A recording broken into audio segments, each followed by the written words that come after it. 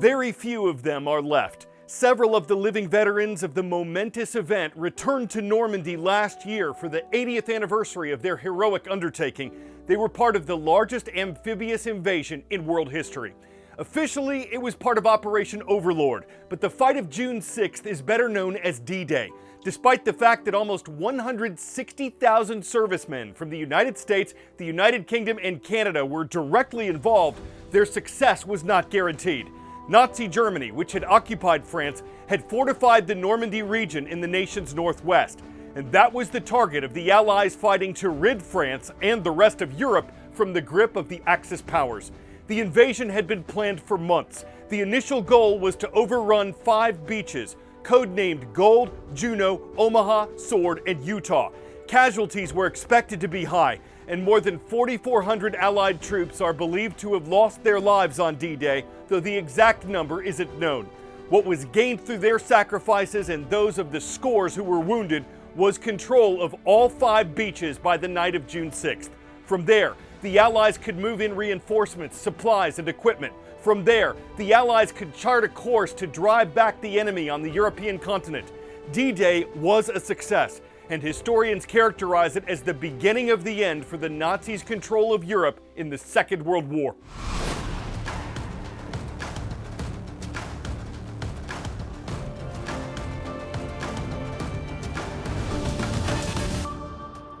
A timely start to this June 6th edition of The World from A to Z. This is also the last show of our spring season. After today, we'll scale back production for the summer and resume daily programs in August. I'm Carl Azuz, excited to see you. Our nonpartisan coverage continues with our news segment, Around the World in 80 Seconds. New rules have been announced concerning travel to the United States.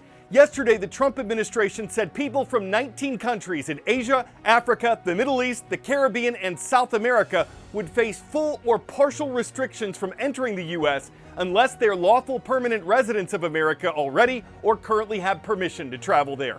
The government says the restrictions are important to national security and that they target countries that don't properly review their travelers' backgrounds, don't share information about them with the U.S., or whose people are more likely to stay in America longer than they're allowed. But some critics and human rights groups say those looking to enter the U.S. legally, or those fleeing persecution or war, could be unfairly shut out or potentially forced to stay in dangerous environments. Next, the Asian country of Japan has recorded the lowest birth rate it's ever had. Not since 1899, when record-keeping began, did the country see fewer than 700,000 births in a year. But that happened in 2024 when Japanese had just over 686,000 babies. Experts say the nation's birth rate is too low to keep its population stable. This presents a threat to its economy and government programs that support Japan's people. The government's been trying for years to encourage couples to have more children, partly by offering them economic benefits, but so far it hasn't had much success. World and out. A pot of heated glue was responsible for starting which of these historic disasters?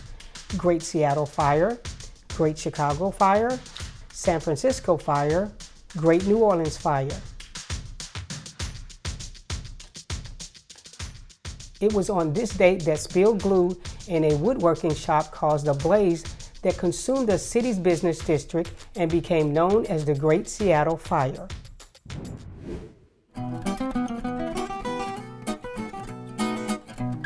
On this date in world history. A couple other historic events that took place on June 6th include the Great Seattle Fire of 1889. It started in a pot of glue at a downtown woodworking shop and spread very quickly, destroying hundreds of businesses in the city. But the rebuilding process made for safer construction and Seattle's population grew. The YMCA was founded on this date, but long before the Village People. We're talking 1844 in London, when a department store worker named George Williams and 11 others established the Young Men's Christian Association. One goal was to provide a safe place to help keep young city workers off the streets. And a French-Canadian man named Alexis Saint Martin was accidentally shot on this date in 1822.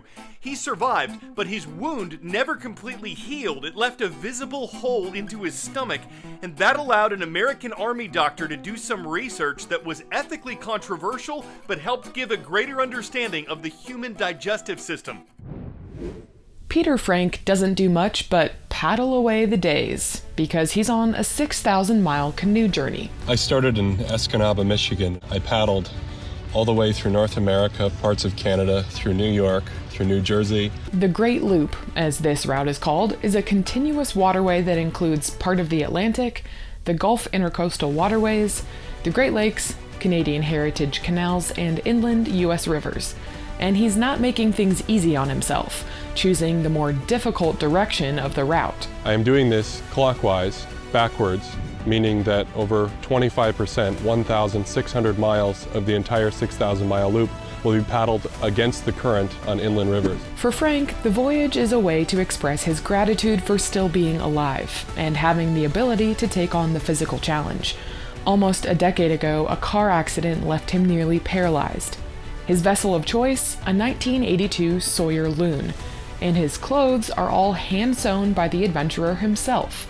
Frank enjoys writing about his experiences on his blog and meeting people along the way. It does get lonely sometimes, but I do have a love for what I do. I have a love for the outdoors and a love for canoeing, and I believe that propels me forward. With the sacrifice of a lot of things, there's a greater benefit on the other side. Peter Frank was heading toward Tallahassee as we produced this show, having paddled down the U.S. Atlantic coast and up Florida's Gulf Coast, journeying more than 3,000 miles in around 330 days. It's his 7th expedition in 4 years, but by far his longest and most challenging. Thanks to all of you for the hundreds of thousands of shout-out requests we got this school year. Last 5 schools we're mentioning this spring include Rock Heights Middle in Victoria, British Columbia, Canada. The Ravens are in Mr. Morris's class. Hello to Mr. Schneider's class at Council Rock High School South. The Hawks are here from Holland Rock, Pennsylvania. Mr. Waddell's class is watching from Geisler Middle School. It's the home of the Wolves in Walled Lake, Michigan. We've got the Stampeders with us from Stevens Middle School. Miss DeMott's class is in Port Angeles, Washington. And from El Rancho High School, welcome to Mr. Munoz's class and the Dons watching from Poco Rivera, California. Commuters in Washington State's Whatcom County were no doubt buzzing about a truck crash that left millions of honeybees scattered to the wind. It happened when a semi-truck carrying some 70,000 pounds of live honeybee hives overturned, rolling into a ditch and spilling its cargo. The area was immediately abuzz with swarming honeybees, some 250 million, according to county officials. The road was closed and local beekeepers were called in to help with the bizarre situation, working to recover, restore, and reset the hives. Officials said there was no real health threat, although they did warn the public to steer clear due to the risk of stings, hoping locals would get the point as not to, get the point. Youch.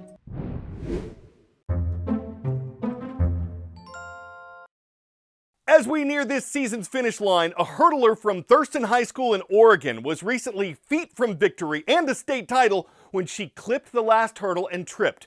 But Brooklyn Anderson had a good lead and a background in gymnastics, training she says kicked in when she needed it and helped her somersault to the first place finish. Anderson says she knew to just keep rolling. She stayed in her lane and crossed the line with a time of 14.93 seconds. With the speed of the hare, the persistence of the tortoise, the skill of a gymnast that helped her stay on track for this, clearing hurdles on and off her feet while staying in her lane, even if a level head position wasn't quite maintained, spinning circles in competition without diminished time, she kept her tunnel vision rolling across the finish line. Fridays are awesome! I'm Carl Azuz, and that's this season's last edition of The World from A to Z. I want to thank our support team, especially our new producer John for exemplary work and assistance, our video maestro Gwen for her help and voice on every show, and I want to thank you for watching, for your feedback, support, your encouragement, for helping us spread the word about the program. You are the best audience in news, the best part of what we do, and you mean the world to me. Looking forward to seeing you in August.